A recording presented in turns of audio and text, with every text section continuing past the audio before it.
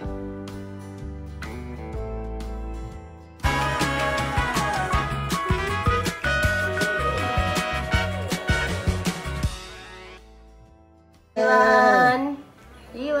Ang sarap ng tulog ng bata. So, pupunta kami sa Harshidimata Temple. So, we'll be doing darshan there or we will be praying there. So, inaayos lang nila yung sasakyan and then naalis na kami. Sarap ng tulog. So, good morning everyone. Ngayon, ito yung tinatawag nilang Atam, which means 8 days na ng Navratri. So, ngayon magpupunta kami dun sa may temple kasi tuwing Atam, nagpupunta talaga ng temple yung mga tao and nagpre-pray sila. So, ngayon, kasama namin yung kapitbahay namin. Tapos, sama-sama kami magpupunta doon. Isang sasakyan na lang yung gagamitin namin. During Diwali, guys, yung mga tao dito is they clean their houses, they buy some stuffs, they buy car, ayan, they paint and all.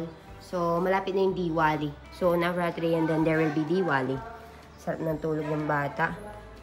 Buti hindi bumabahing. Usually kasi kapag nasa sunlight, bumabahing siya. So, ayan, nandito kami ngayon sa may Harshidimata Temple. Pumunta kami dun sa may temple na yon. And tignan nyo naman, napakaraming tao. And napakaraming nagbebenta ng mga laruan. Ayan, merong merong mga rides for kids. And nagbebenta ng mga lobo-lobo, mga atis, yung pagkain. Shala. Shala.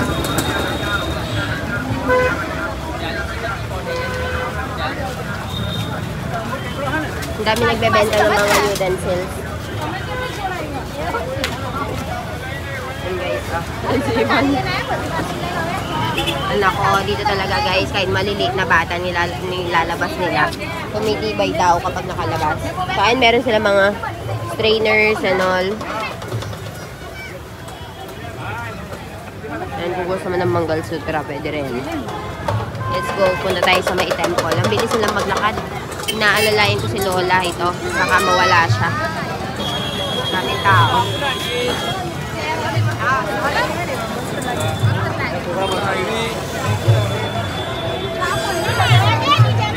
Kogir, dice mami lo, tomar cellphone pakro. Koy arake. Daming tao.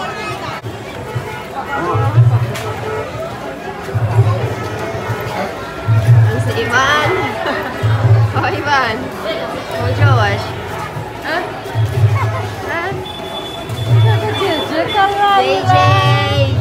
Ha? Grabe. Daming tao. Hindi ko lang mapigilan tong mga biyanan ko.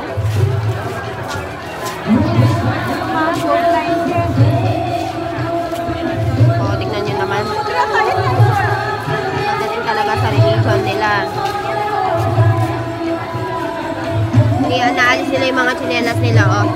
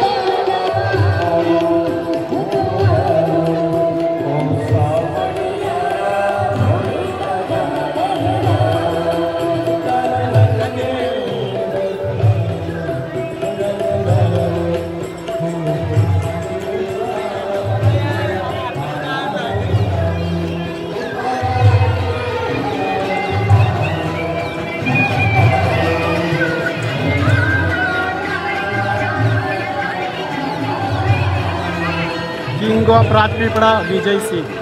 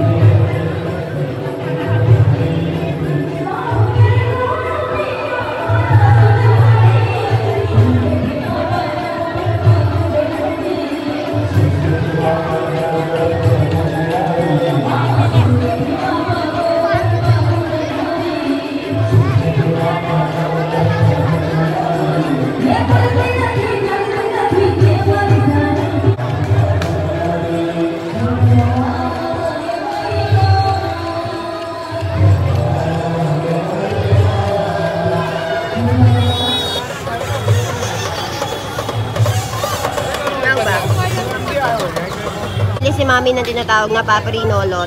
So, ayan. Maraming nagbebenta ng atis dito. And maraming mga earrings, mga rings, and all. बेच कर आओ कया ना गया परेशान ना पड़ो खाली बस एलो ना लॉडन तो मन खाते अब तक 10 और बोल मारी रखी नीरो चालू થયેલો તો બજાર કમાઈ લેવાનો પછી ભલે મળે ના પેલા વર્ષે એ તો આપણે સર મોટું થોડું પડ્યું છે એને થોડું નાનું છે Lalagay sila ng oil. And then there's chili powder.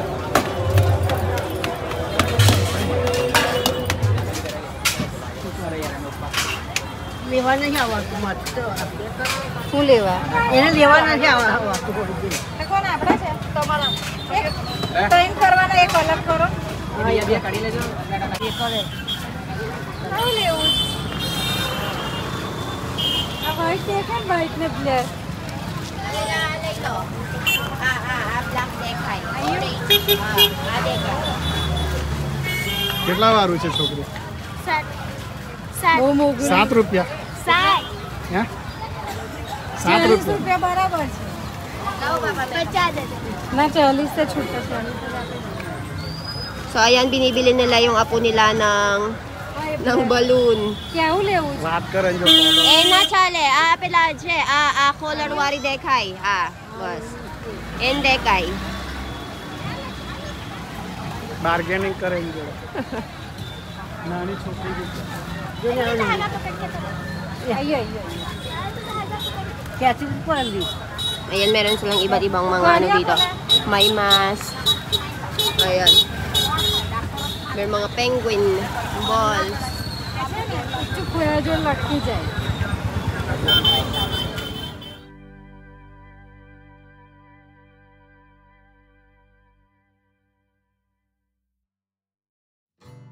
Hi guys, so nakauwi na kami ngayon dito sa bahay and currently pinapakain ko si baby. kanina nagpunta kami sa may Harshidimata Temple kasi nga, today is yung tinatawag nilang Atam or 8 days na ng Navratri. So, hanggang bukas na lang yata or kinabukasan yung tinatawag nilang Navratri. So, hanggang kinabukasan na lang sila magsasayaw. So, sa 8 days na yon hindi kami nakapunta sa mga temples, guys. Kasi nga, meron akong sakit. Tapos, ang daming mga ganap dito sa bahay. So, kanina nga lang kami nagkaroon ng pagkakataon na pumunta dun sa may temple. And, dinala nga nila si Ivan. Actually, guys, sa totoo niyan, medyo nag-aalangan talaga ako kanina na ipadala yung baby ko. Kasi nga, napakabata pa lang niya. And, di ba sa atin sa Pilipinas, kapag wala pang 2 buwan yung bata, or kapag hindi pa napapabinyagan yung bata, usually hindi natin sila nilalabas, 'di ba? Kasi nga hindi pa kompleto yung nila, yung mga bakuna nila, ganyan. So natatakot tayo. Pero yung isa sa mga napansin ko dito sa India, guys. Oy, Diyos ko. Yung isa sa mga napansin ko dito sa India, guys. Walang kaarte-arte halos yung mga tao. Hindi ko alam sa ibang mga lugar, no? Pero kanina nagpunta ako sa may temple. Kahit yung newborn na baby, talagang nilalabas talaga nila, guys. Dinadala nila sa temple. So, akala ko, ngayon pala, hindi lang pala yung pamilya ko, yung hindi masyadong maarte sa pag-aalaga sa bata. Halos lahat pala, na ganun talaga. Ang daming mga newborn kong nakita kanina, tsaka mga ganitong kaidaran ni Ivan. Ang dami ko ding nakita. So, siguro ganun talaga, no? Iba-ibang kultura, iba-ibang tradisyon, iba-ibang mga paniniwala, tsaka mga nakagisnan. So, dito, parang napansin ko, lalo na nasa village kami, normal lang na nilalabas yung mga bata na ganito kaliliit. Para daw tumitibay sila, para na yung mga bakterya, naaano sila sa mga bakterya. Kasi, meron daw silang paniniwala dito na kapag medyo mahigpit ka sa anak mo or hindi mo nga nilalabas, ganyan, magiging sakitin daw. Pero kapag nilalabas mo yung bata, maa-adapt niya nga daw yung surroundings niya, and hindi siya masyado magiging sakitin. So, ganun. Sa Pilipinas kasi, feeling ko medyo talaga tayo. Like, malinis tayo sa pag-aalaga, hindi tayo maarte tayo, kumbaga. Parang inaalagaan talaga natin yung baby na hindi magkasakit. Parang, gusto natin puti talaga yung sinusuot nila, tapos hindi natin nilalabas.